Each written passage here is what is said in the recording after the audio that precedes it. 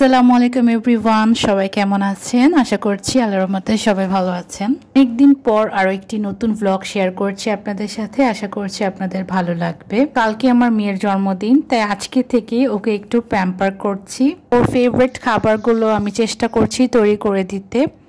তো এর সাথে ওকে এখন আমি কোল্ড কফিও বানিয়ে দিব বোবা দিয়ে। তো পরের দিন সকালে ওর জন্মদিনে কি করলাম দেখাচ্ছি আপনাদেরকে। তো আমার মেয়ে তো নাস্তা পেয়ে খুব খুশি। ও ঘুমে থেকে উঠেই রান্নাঘরে চলে এসেছে আর দেখছে যে আমি ওর জন্য নাস্তা তৈরি করেছি। আজকে সারাদিন ডিসাইড করেছি ওকে প্যাম্পার করব, ওর যা যা লাগে সব ইচ্ছাই মোটামুটি পূরণ করার চেষ্টা করব।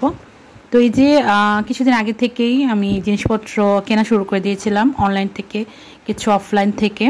তো এই যে ওর বাবা বসে বসে বেলুনগুলো ফুলিয়ে নিচ্ছে আর আমি যে বাবুকে সামলাচ্ছি, আর ওইদিকে ওর নানু রান্না করছে।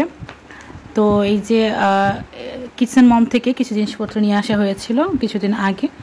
তো তখন আমি রেড কালার আর ব্ল্যাক কালারের বেলুন নিয়ে আসছিলাম। তো অনেকগুলো চকলেটও এনেছিলাম যে ওর ফ্রেন্ডসদেরকে দিবেও স্কুলে, বাট মানে ও আগে খেয়ে শেষ করে ফেলেছে। তো আজকে যে বিরিয়ানি রান্না হচ্ছে, চিকেন বিরিয়ানি আর বিফ বিরিয়ানি দুইটাই রান্না করা হবে আজকে।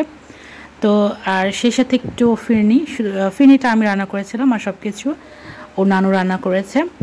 তো সকাল থেকেই আসলে অনেক বেশি ব্যস্ত রান্না বাড়া এইসব নিয়ে। আমি আসলে তেমন কিছু করিনি, শুধু বাবুকে রেখেছি। তো এটাই আসলে বড় কাজ।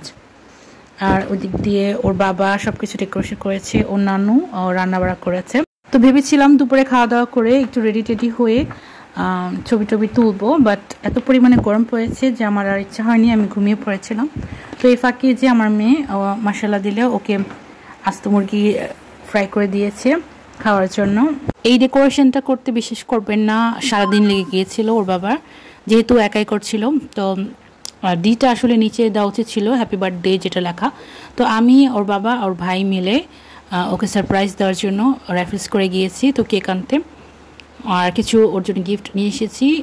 ও যেটা আমার কাছে চেয়েছিল সেগুলি আমি ওর জন্য নিয়ে এসেছি। ওর নানুর সাথেও গিয়েছিল গিফট কিনতে।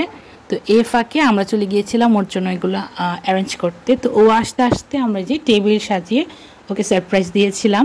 তো ছোটোখাটো হলেও একটা সারপ্রাইজ দিতে পেরেছি, খুবই ভালো লেগেছে।